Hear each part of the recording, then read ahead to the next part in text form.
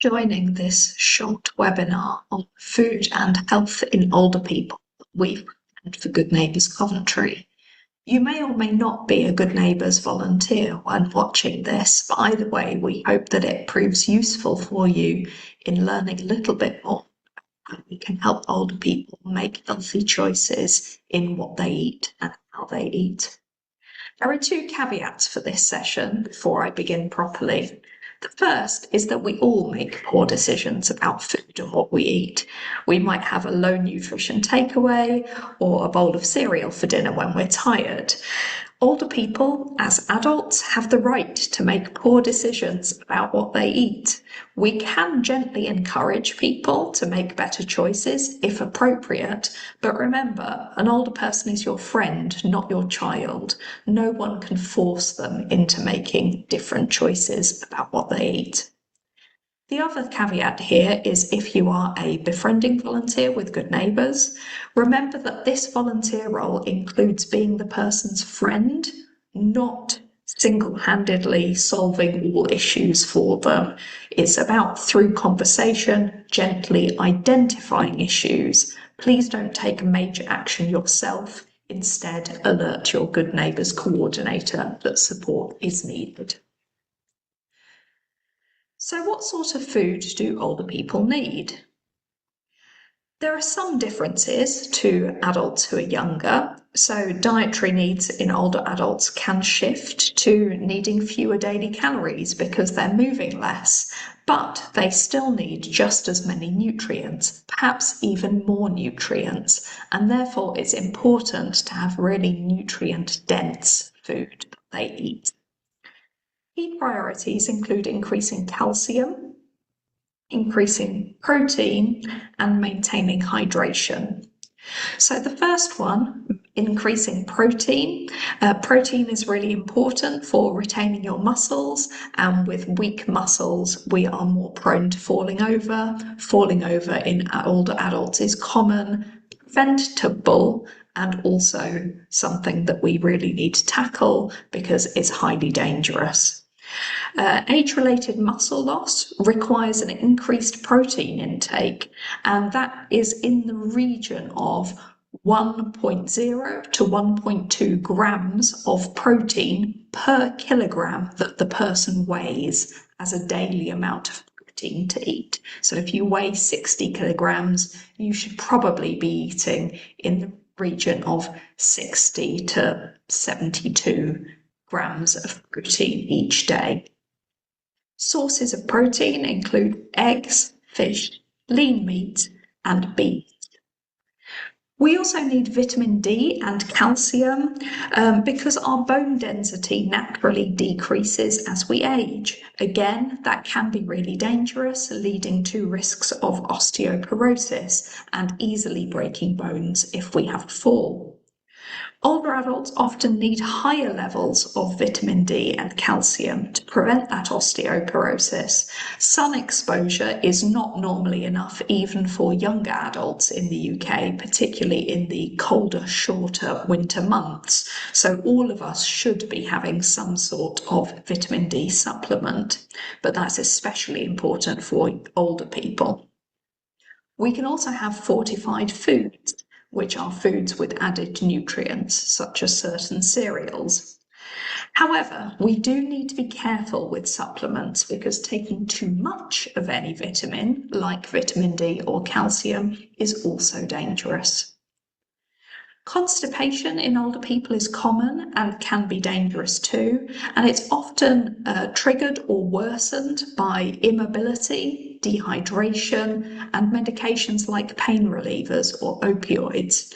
If it's left untreated, it can quickly escalate to severe complications like blocked bowels, urinary retention, and acute confusion. So consuming fibre does a couple of things. It means that the digestive system slows down and it regulates, improving constipation, as well as potentially improving our gut health, which according to newer science may improve both our physical and our mental well-being. Eating high fibre foods like whole grains, fruits, and vegetables are crucial to prevent that constipation and to support gut health. You can also use supplements or specially fortified foods, but these can be expensive. B vitamins, such as vitamin B12, help us with our vision, our nerves, skin, red blood cells, food processing, and reducing tiredness. Vitamin B12 absorption rates get worse as you get older, so you're worse at processing any vitamin B that you consume. Again, you can have fortified cereals, meat, fish, or eggs as excellent ways to increase your vitamin B12 to meet recommended levels. And it's also important, even vital, for older adults to avoid dehydration. So many older adults become dehydrated, and there are several reasons for this. They could be accidental or could be deliberate.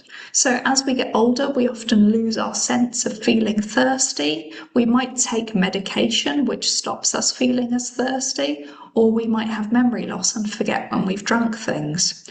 We also might be worried about incontinence and therefore deliberately reduce the water that we're drinking. It is common, but it's very bad for us to become dehydrated. It can easily lead to confusion, dizziness, consequently falling over, and urinary infections. So what are some of the things that we can do to help older adults stop being dehydrated?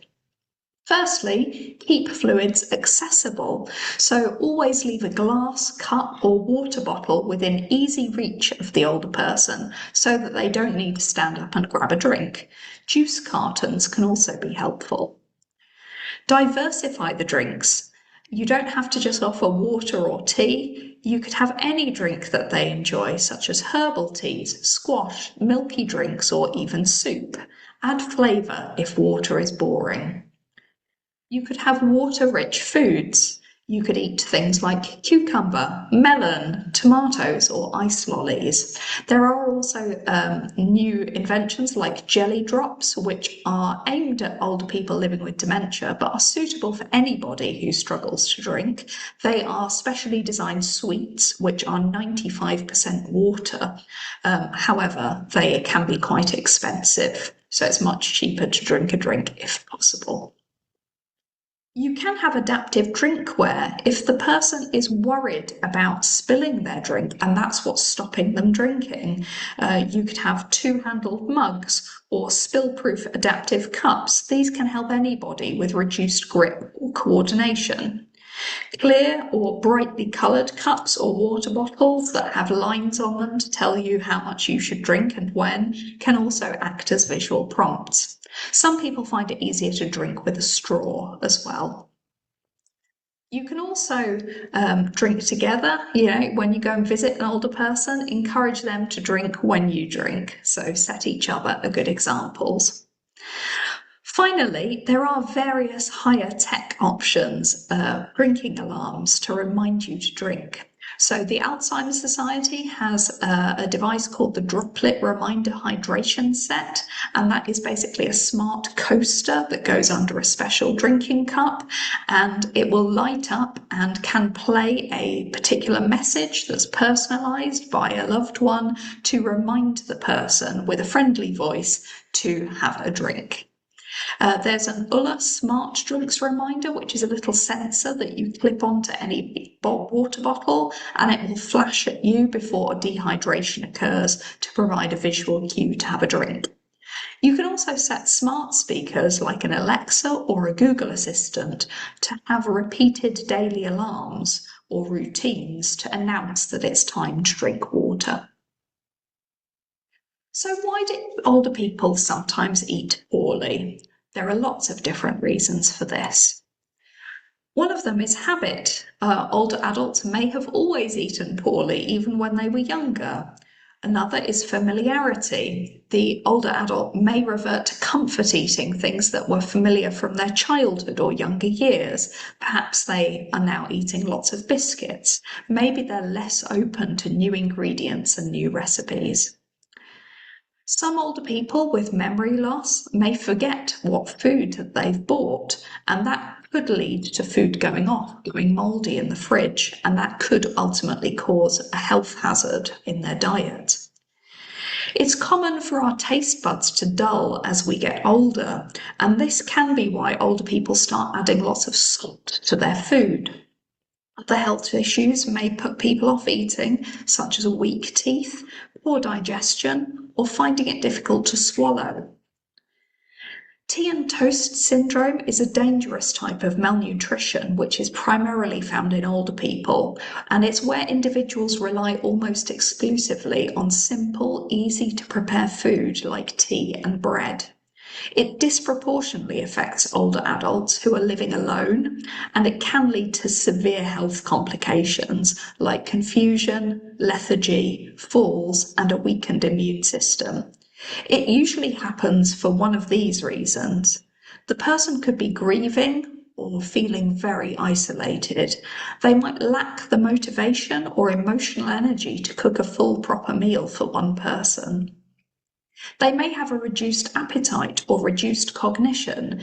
They might be relying on whatever is quick and familiar and low effort rather than being able to think of something more complicated than toast. And they might have physical limitations, such as arthritis or mobility issues. Those can make shopping for fresh groceries or standing in the kitchen difficult. The person might find cooking overall quite difficult, and they could be struggling for money.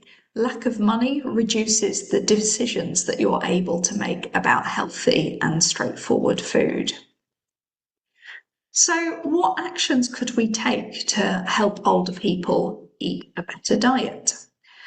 Well, difficulty in cooking can be overcome with a huge range of gadgets, from electric can openers to kitchen stools to adaptive chopping boards and safer kettles that rather than lifting up a heavy thing of boiling water, you press a button and it dispenses it at the bottom. An occupational therapy referral via the person's GP could help here. And there are a huge variety of mobility gadgets that can be bought online through reputable shops such as through the Alzheimer's Society or via catalogues such as Mediquip. These could potentially be more expensive, but they are worth looking into. If the person is forgetting what's in their fridge, a list that includes the ingredients use by dates might help them.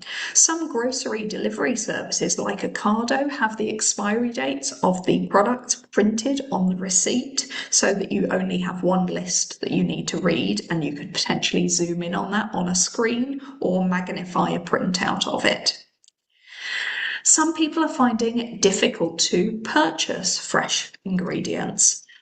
We at the Good Neighbours office in Binley have got some devices that we can give away from the Cov Connect project, laptops and smartphones, if the older person would like to learn how to do an online grocery shop. We also have a grocery delivery services list, which includes paid for personal shopping services or telephone ordering as well, such as from Morrison's. There is also Urban Goodies CIC, which was primarily designed for overcoming low incomes and to avoid food waste, but some older people have joined it as a local scheme as a way of getting personalised food deliveries to their home at low cost. A wide variety of meal delivery services also exist. Some are foods that are delivered hot, and some are foods that are delivered to your fridge or to your freezer. And there are also some companies that deliver foods that can be stored at ambient temperatures in the cupboard. So that can be useful if you have very little fridge storage. Parsley Box is one example of that. iCare are the company that deliver in Coventry for many people's frozen or fresh or hot meals, but there are a wide variety of other home meal services available as well. There's a list on the Coventry City Council website. Care agencies can also be used to cook or to serve meals. The Healthy Lifestyle Service in Coventry are available to help people stop smoking, become more active, manage their weight, reduce alcohol consumption, or get a health check, or to help eat more healthily generally. From their website, they say, our coaches can help change how you think about healthy eating, showing it's possible on a budget. With practical tools like low-cost recipes, meal plans, and portion tips, we'll help you shop with confidence. When you join the Healthy Lifestyle Service, you begin with a 12-week program based on your own personal goals, and you'll be assigned a coach who will be with you as your choice, either on the phone, face-to-face, or with virtual online coaching sessions that fit with the person's lifestyle to help with improving a person's diet. Some more things we can do to encourage better eating are to increase the food's flavour. So many older people have lost their sense of taste, and encouraging use of stronger herbs, spices, or tastes in general improves the likelihood that that person will eat the food. If the older person is physically struggling with eating food, encourage them to switch to softer foods or smaller and more regular meals. You might also change the meal times to fit the person's appetite. Perhaps they're no longer hungry for a big meal in the evening. Why not have the main meal at lunchtime instead? Lack of motivation is a really big reason why people don't eat well, so we can make it sociable. This can mean attending lunch clubs or eating together at home. Some Coventry lunch clubs offer transport, others don't offer transport but do offer really reasonably priced meals. For example, Warwick Road URC in the city centre offers very traditional style, nutritious, home-cooked food, 2-course meals 3 days a week. And there are transport options available, which include West Midlands on-demand bus, Ring and Ride, or taxi services, and we can provide those phone numbers and details if you get in touch with us. However, a big reason that many older people struggle to eat well is that they just don't have the money to do so. Eating well doesn't have to cost a lot of money. There are plenty of cheap ingredients available which can be made into nutritious recipes, and you can find cheap nutritious recipes online or in library books. But in order to get more money, we can also help check that older people are receiving all of the money that they're entitled to. Many of them are not, and that's why they're struggling. It's very common, for example, for older people to not be claiming their attendance allowance or their pension credit. Free benefits checks are available from a variety of charities. We also have produced a list of social supermarkets that people can join. This can be found on the website tinyurl.com/cov social supermarkets. Social supermarkets are basically a membership scheme that anybody on a low income can join, and those memberships typically cost around £8 per week, and with that membership you get access to about £35 worth of food each week. We also have produced a hot meals booklet. This is a short booklet, again, anybody can use, which signposts people in Coventry to where they can get free or low-cost meals made for them each week. For example, on a Wednesday, there is a free 2-course vegetarian lunchtime meal available in Hillfields. These food services, only Urban Goodies as the social supermarket does delivery, so the rest you would need to go out and physically go to get the food. Necessary, we at Hope Coventry can issue a food bank voucher to somebody, but there is a maximum limit on how often people can have a food voucher. So what can you do now? Well, please do let your older person know that help is out there, for example, about the gadgets, grocery delivery, and benefits checks. Please do take a look at all of the resources that Good Neighbours and Hope Coventry have got to offer, like the social supermarkets list, and alert your older person to all of these that they could be interested in. Remember, if you are a volunteer with us, that your volunteer role includes being the person's friend and through conversation, gently identifying issues, not solving them all single-handedly. Please don't start acting as the older person's support worker and actioning all of these things yourself. It blurs the boundaries of your friendship. Alert your coordinator if the older person wishes that referrals are made. Thank you for all you do, whether or not you're part of Good Neighbours, to help keep older people in Coventry and beyond happy, sociable, and well.